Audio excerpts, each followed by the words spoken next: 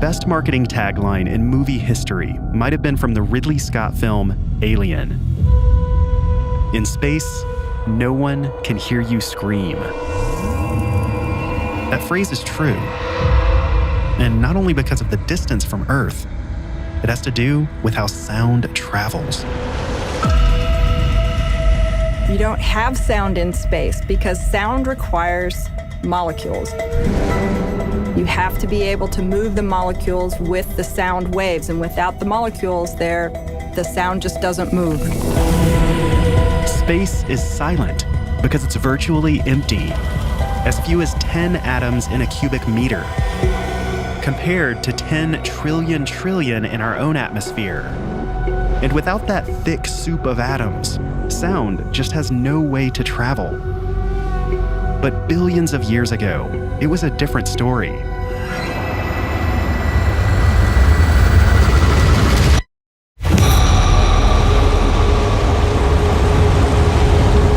Not long after the Big Bang, the entire universe was a ball of hot plasma, thick enough for sound to pass through. Shockwaves from the formation of the universe rippled through space, creating a cosmic rumble deeper than anything our ears could detect. What you're hearing now are those actual sounds, decoded by researchers and pitched up to something we humans can hear. These are the first sounds ever created. Primordial stirrings from a newborn universe.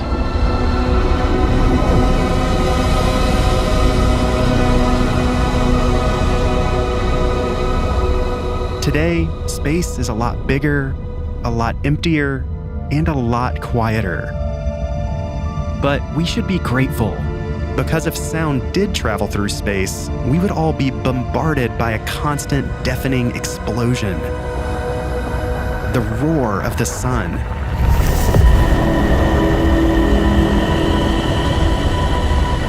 Every moment, our sun blares trillions of watts of sound energy through its turbulent surface. If it wasn't muted by the vacuum of space, that sound would be as loud as a jackhammer here on Earth.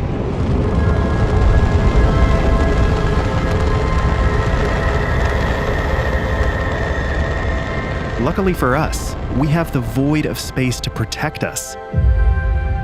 And we live in a world of amazing sonic diversity. The sandy deserts, the lush forests, the sound of the ocean, both on its surface and below. Our home planet is a rich soundscape because our ears are perfectly in tune with it. But our little island of sound isn't the only one. There are whole other worlds of sound out there, in the skies, the oceans, and the rocks of other planets, and far beyond.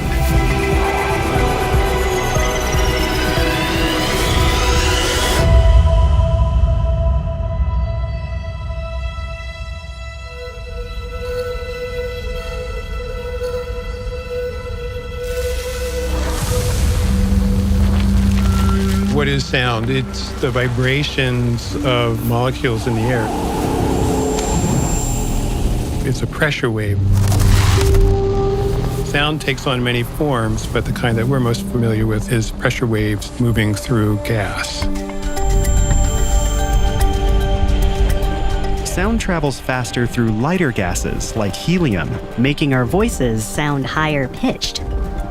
When the air is colder or made of heavier gases like sulfur hexafluoride, sound travels more slowly. But there's even more to it than that. Sound can be transmitted through any kind of physical medium. So if you are in a swimming pool, you can still hear sound. That's being transmitted through water. Earthquakes are essentially sound waves being transmitted through the solid earth.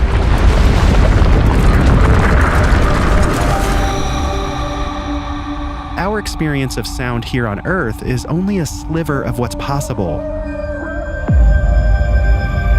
Each planet is a unique soundscape, shaped by its particular makeup.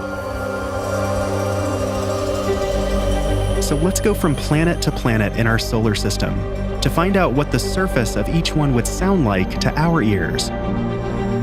To be clear, you'd pretty much die instantly everywhere but here.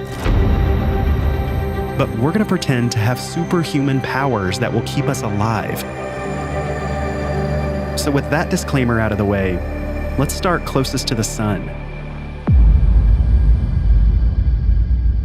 Places like Mercury and these rocky bodies with no atmospheres would be similar to being in space. There would not be much sound, if any. With its near vacuum surface conditions, it might seem like Mercury would be completely devoid of sound. But it's there. Not in the air, but in the rocks. Scientists have found evidence that the planet is seismically active. So if you put your ear against the ground, you might catch the sound of something strange. A Mercury quake.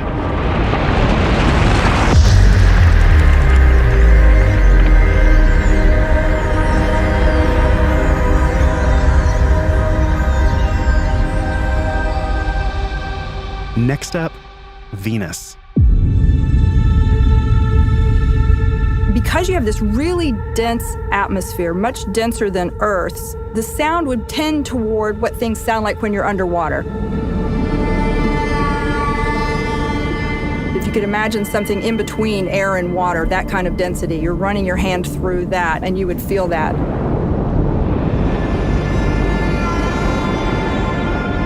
If you were to just materialize in that environment of 900 degrees Fahrenheit and 100 times our atmospheric pressure, you would first be crushed,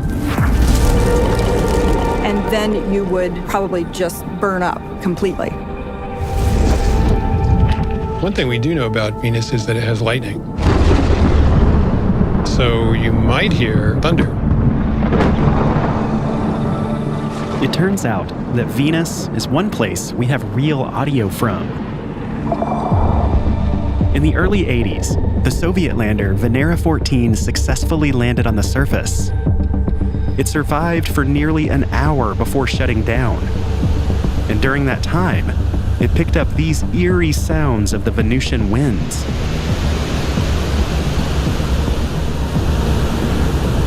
But what about something more human? What would my voice sound like? The denser atmosphere would tend to lower the pitch, but the hotter air would act to increase the speed of sound, making my voice sound higher. It's a strange scene to imagine. I'm on Venus, in this ethereal world that's a mix between a gas-like atmosphere and water. I'm almost floating. My voice, the thunder, it's all slightly muffled and distorted as it travels through the thick atmosphere.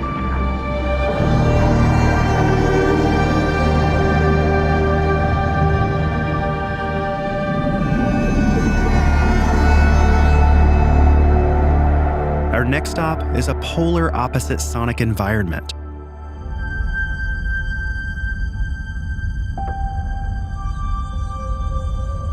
Sound on Mars is going to kind of be the opposite direction of Venus because the atmosphere on Mars is very, very thin compared to Earth's, and so there's just not very many molecules.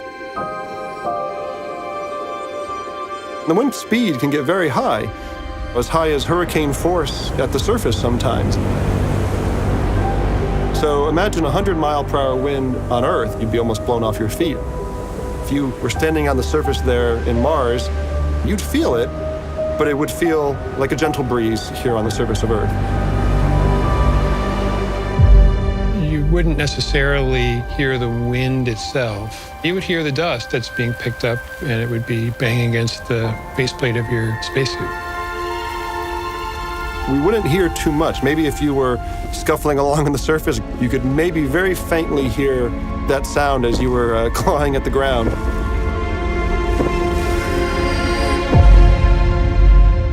But Mars is another world where we don't have to rely purely on speculation. After sending robots for decades, we finally received the first real audio from the surface of Mars, recorded by the Perseverance rover in 2021. These are the sounds of the Martian winds and the clunk of the rover's wheels over the planet's surface. Sounds that our ancestors could have only dreamed of hearing.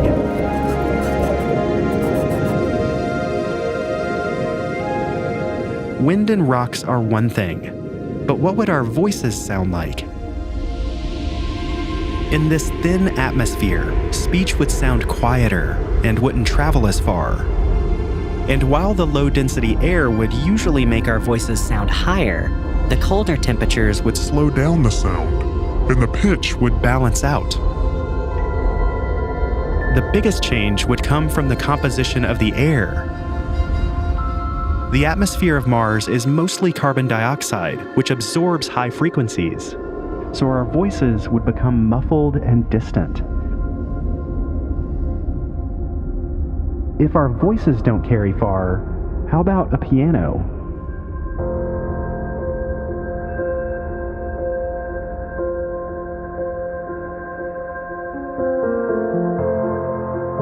In the faint Martian air, it would sound like something you might hear in a dream.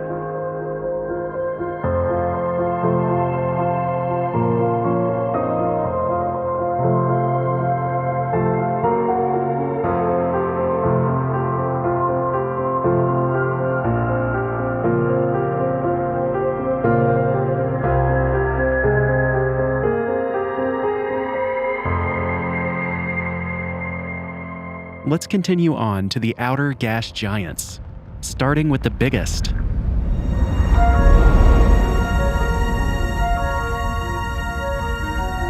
Jupiter doesn't have a solid surface. The whole planet is made up of gas that gets denser and denser the deeper you go, eventually becoming a liquid.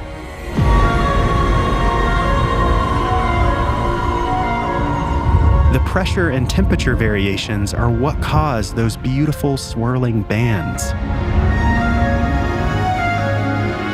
Depending on where you were inside its layers, the soundscape would change drastically.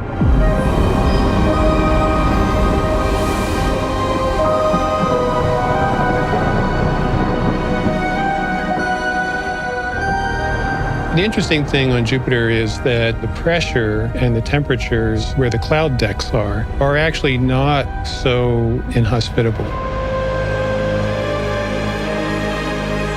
You have these super powerful lightning bolts. Or you'd hear echoes of echoes of echoes just back and forth.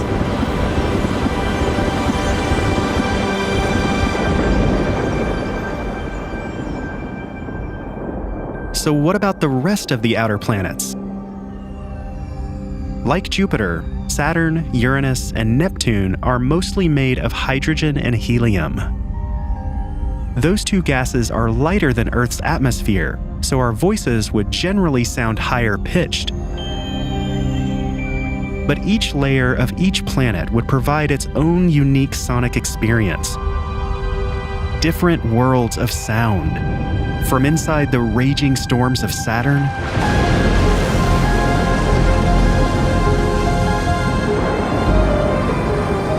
to the frigid methane clouds of Uranus.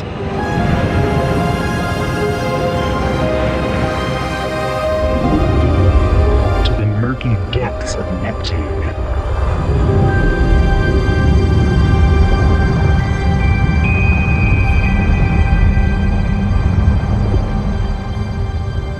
But what about our old friend Pluto? It is probably the thinnest bound atmosphere that we know, but it also looks really complex. I mean, it's got layers. It's pretty different. because the temperature is so low. Nitrogen is an ice. Carbon monoxide is mostly an ice. That's probably the weirdest, most different kind of place in terms of thinking about how composition, temperature, pressure would affect the sound.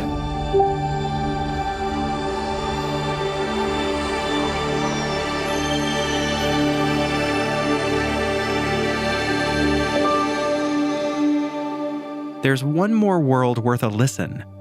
Not a planet, but a moon. Saturn's moon Titan is the only one we know of with a true atmosphere. It's even thicker than ours, but it's freezing cold and it rains liquid methane. In 2005, the Huygens space probe recorded audio as it descended through the thick atmosphere to the surface. What you're hearing is incredible. The sound of the winds from a tiny moon nearly 1 billion miles away. If you were standing on its surface, the soundscape might be eerily familiar. You might hear the sound of flowing liquid methane. Not a waterfall, but a methanofall.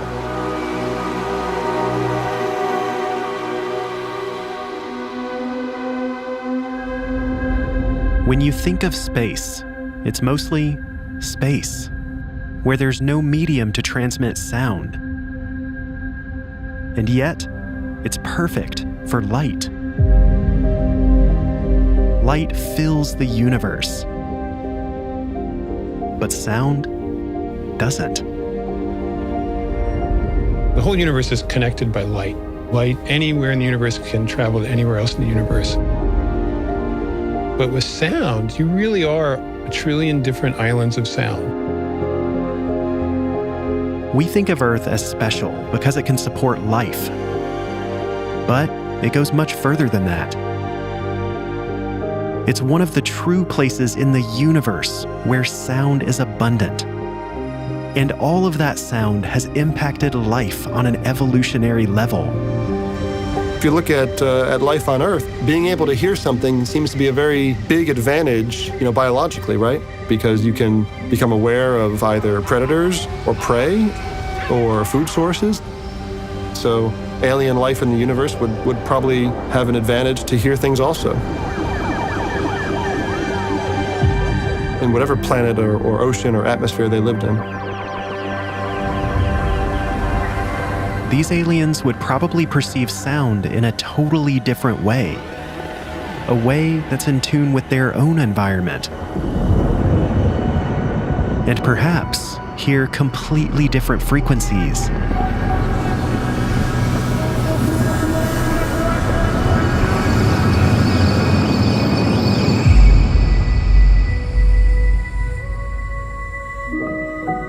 Sound as we understand it is so unbelievably rare.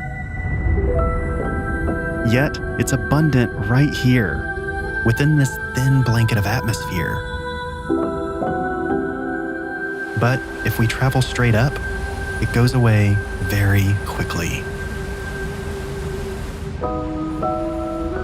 It gets quieter and quieter until